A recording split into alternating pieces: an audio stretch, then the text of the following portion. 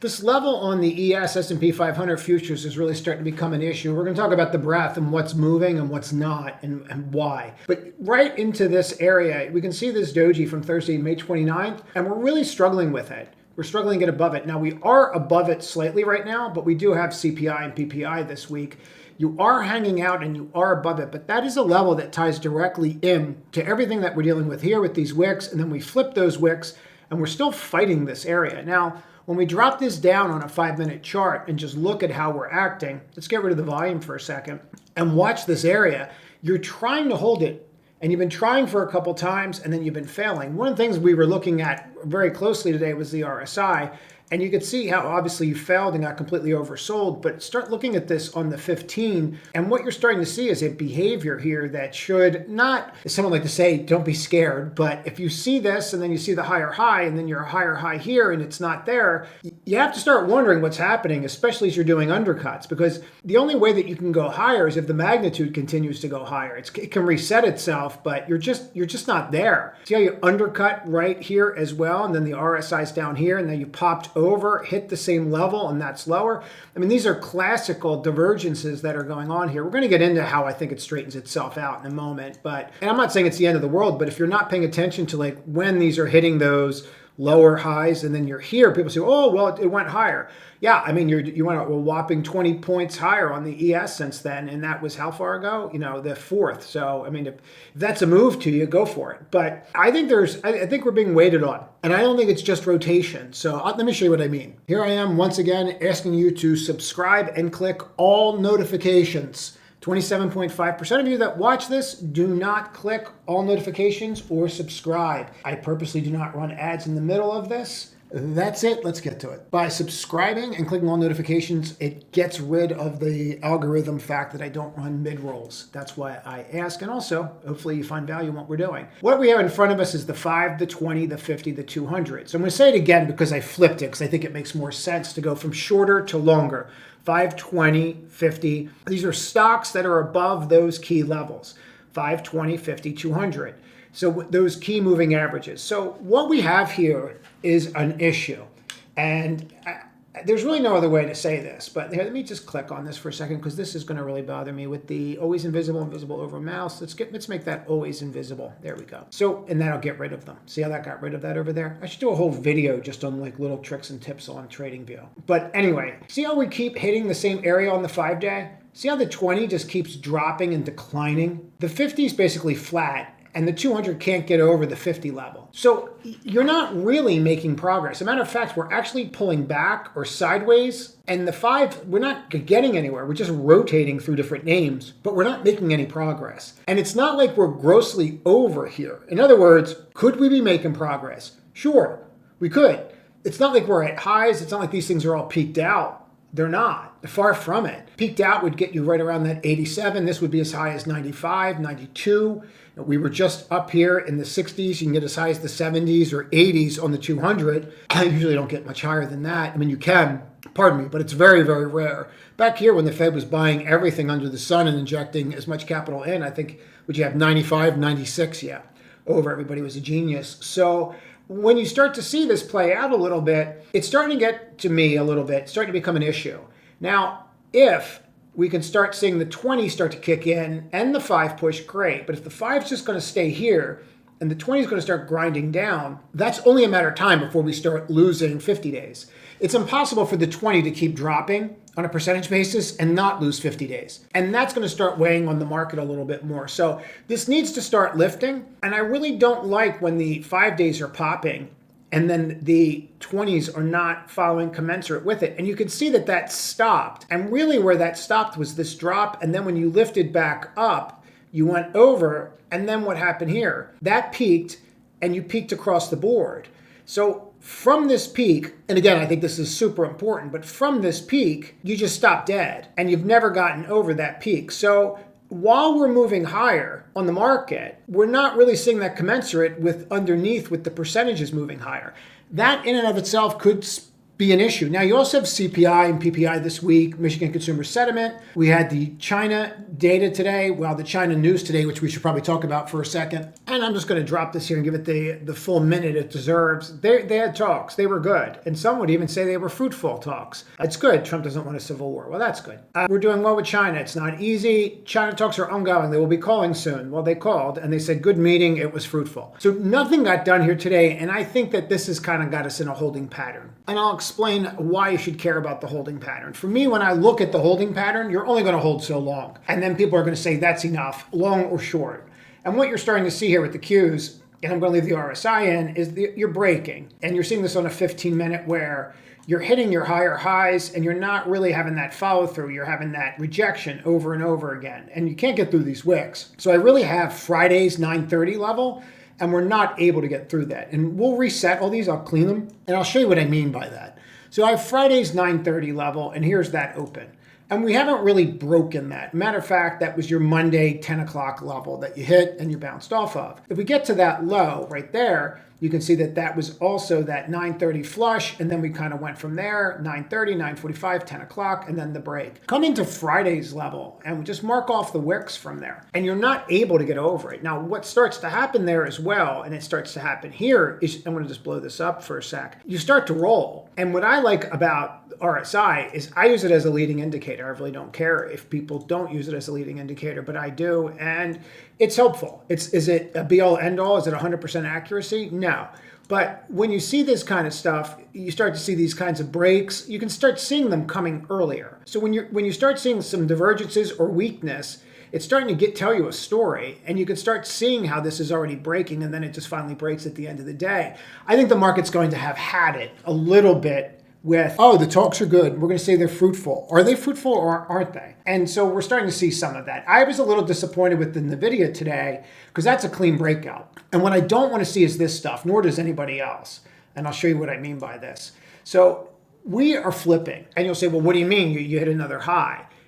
If you really study this, you should be able to note the change. So I'll show it to you, and I'll highlight the area that's in question. So we meet, we all get liberated, and then after liberation, they pause the liberation tariffs. And then after that liberation, you get movement. And then you're going to see a really key area. And that key area on all your charts, and you should mark it off on all your charts, is the day liberation got paused, and we had a 90-day tariff pause.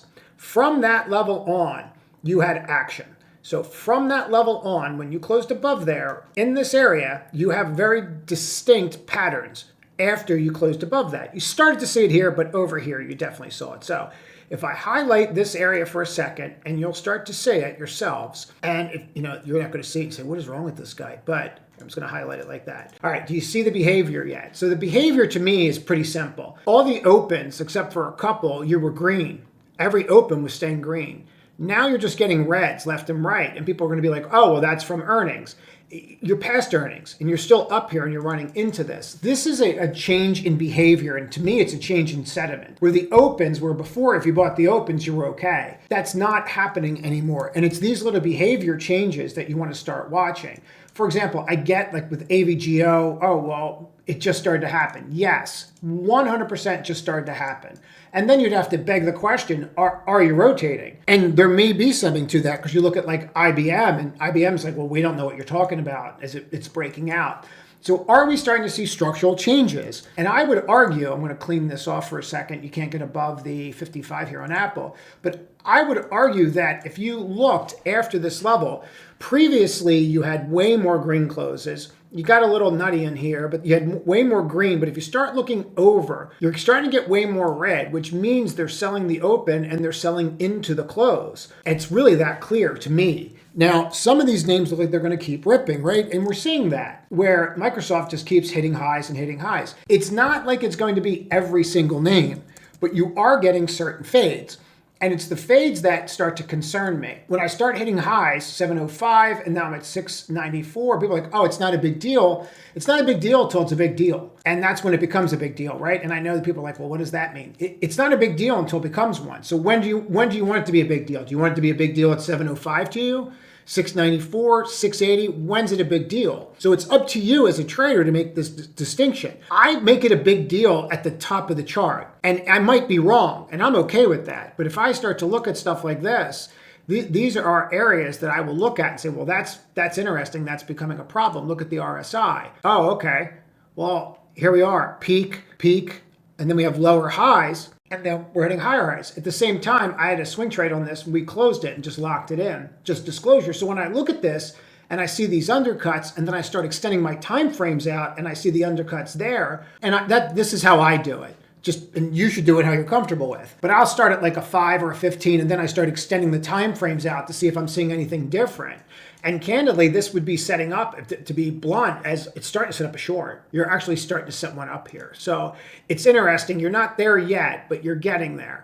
And you're starting to see that on a couple different charts. Here, I'll freak everybody out with this one. So here's PLTR. And then go look at this on the 4-hour. And go look at how you're hitting a high here. And then people are like, oh, well, that doesn't matter because you worked it off here. Did you ever really get above this? Did you, like, from when that peaked, this RSI peaked on this level after earnings, did you ever really get above that? Not entirely. I mean, you could argue that, oh, okay, you flipped those levels a couple times and you went like 5 or 6 points higher. But if you had to say, since that you peaked, since this news hit and that peaked, what have you really done from there, from that February level? I mean, how much higher have you gone? 6 points from that level. How much downside risk have you had? 50, okay? So risk versus reward, who's made money? The people that stayed short, right? All right. So when you start to see these highs and then you see the lows, right? Get it? Highs and then lows. You have to start looking at this stuff and going, and I'm not saying that it doesn't break out. Far from it. This could completely reset and take it out now. But you're not. You're just kind of grinding away at it and you're not really lifting. And this was a leading name. I do think that this is important to get. So the question becomes, well, where's the leadership? I think you're seeing it in a couple different spots, but you're also fading those sectors a little bit too. And I'll show you what I mean by that. So where I'm going with this is, because people are like, well, where are you going with this? I'll tell you where I'm going with this. You need to have your antenna up here. You're not pushing the same way and the breath isn't moving the same way here. Take a look at this before I go further. I watch this very, very closely. If there's one thing that I watch a lot, it's the McClellan Summation Index, or Summation Oscillator, sorry. And this is the oscillator. But the thing about it is, for me, I got to the zero line and I'm holding. So I'm watching this like a hawk. And I am holding and I am lifting up, which is really good. So I'm not saying that like you're going to implode because people say, oh, now he's bearish. No, I'm saying that you're at an inflection point and you need to hold some of this stuff. And if you don't hold it, we're going to have a problem. And I really think that it's news driven. And one of the key things that I always fall back on when I look at this stuff is I will watch those specific areas. Then whatever happens in those specific areas, well, that's what happens. So for example, I will say continuously over and over again that you get short-term tops on the NASDAQ when AVGO kicks in. And it's not rocket science. Anybody that has watched AVGO's earnings knows that after AVGO's earnings, you kind of peak on the index just for a little bit. And you can see this for yourself right here. Just look at these and see that, okay, we peaked for a couple months and then tried to take out the high. Oh, okay, so here's earnings again. And then you just kind of trickle down from there. It's not once where it happens. It's over and over again. Like maybe you'll try to hit it, but then you just start going off again. It's not, there's no rhyme or reason behind it except for the mere fact that you're at the end of the tech earnings season, so it starts to slow down. You have Oracle this week, and we have to watch that. So you know that this is the area that you have to watch. That doesn't mean sell everything because that's going to happen.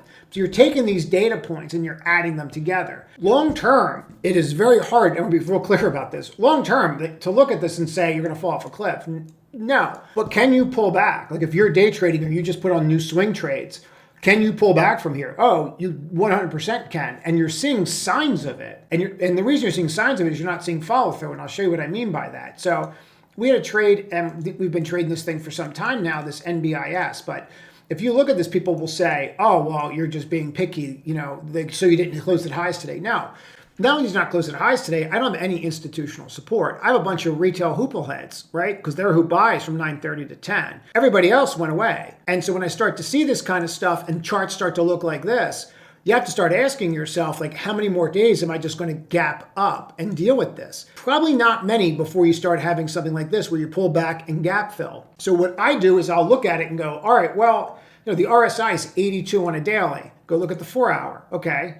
And let's get to this on a regular chart. Okay, so the RSI is the 83 here. All right, now it's still got time to catch up, but that's telling me that it's a matter of time before I come in. So when you have these names that you really like, and for example, this started in May and this thing was, 25 bucks. All right, well now you're 52 and you had one earnings, which did, by the way, they were decent earnings and the last earnings were good too.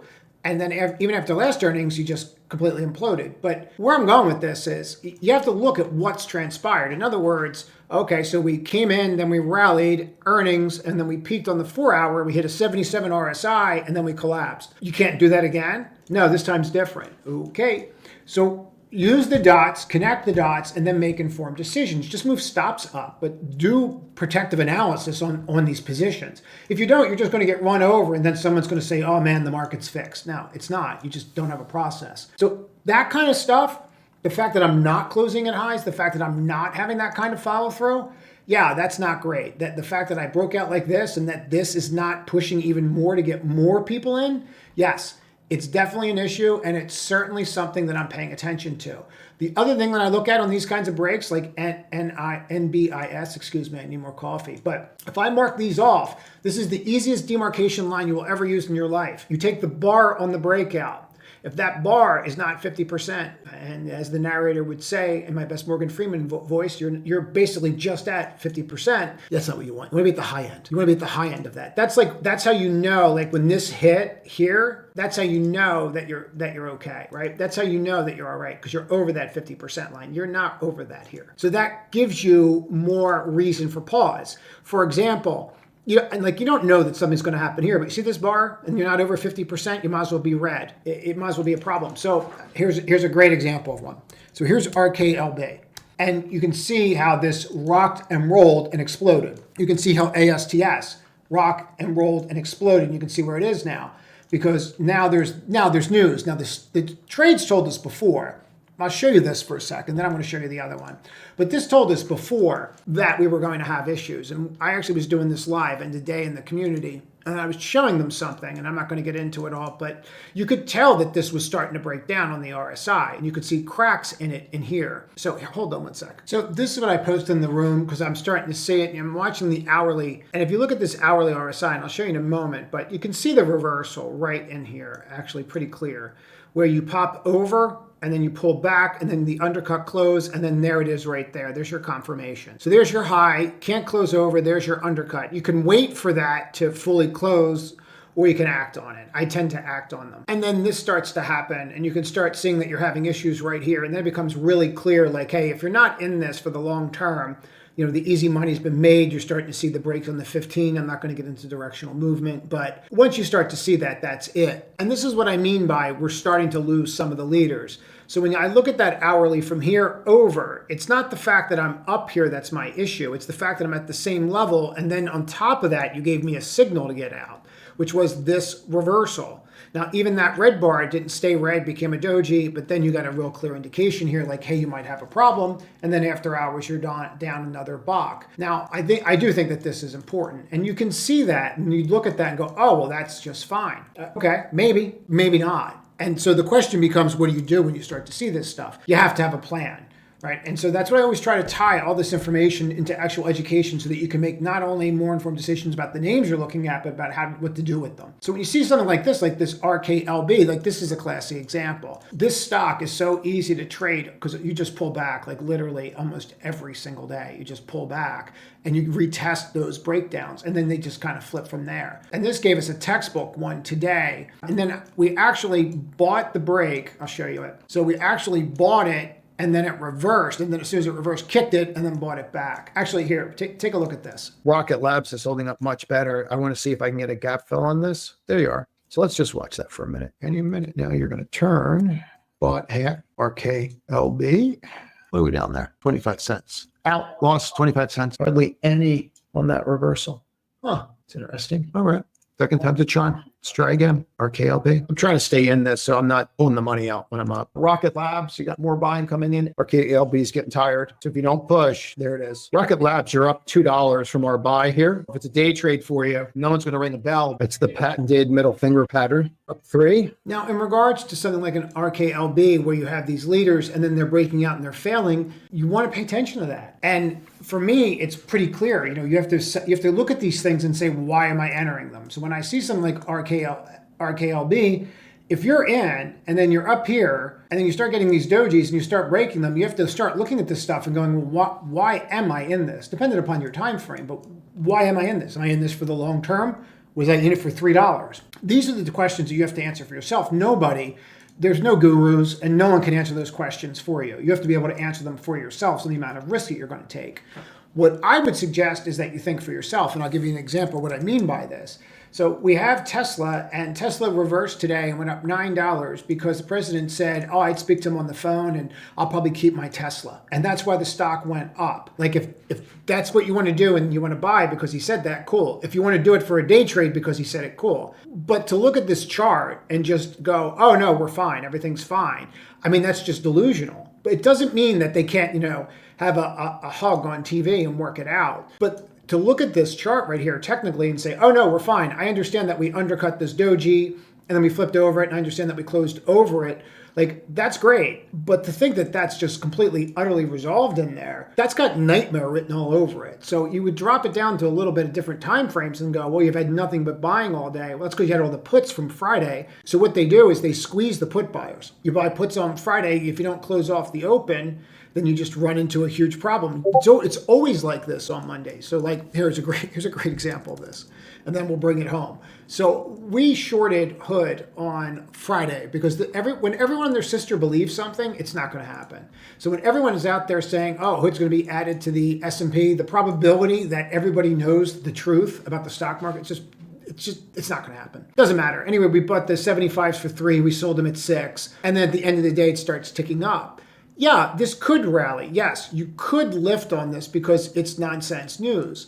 The question really bodes, is this something that you want to play? Is this something you want to stand in front of? I would argue that it would make more sense to stand in front of that than to stand in front of this. If you think that, here's how I look at this. Let me just explain how I would start looking at the Tesla situation. This is where he was supposed to do great. Elon was going to do great because Trump got elected. And that's exactly where you stopped, that level. Since then, the stock went up, people firebombed his places, and then summarily either he left or he was kicked out, and the stock's back to that level of where he supposedly had inside access to the White House that was going to propel him forward. Do you still think he's got the same kind of love and access there that he once had? I mean, you kind of have to ask yourself that question. That's it.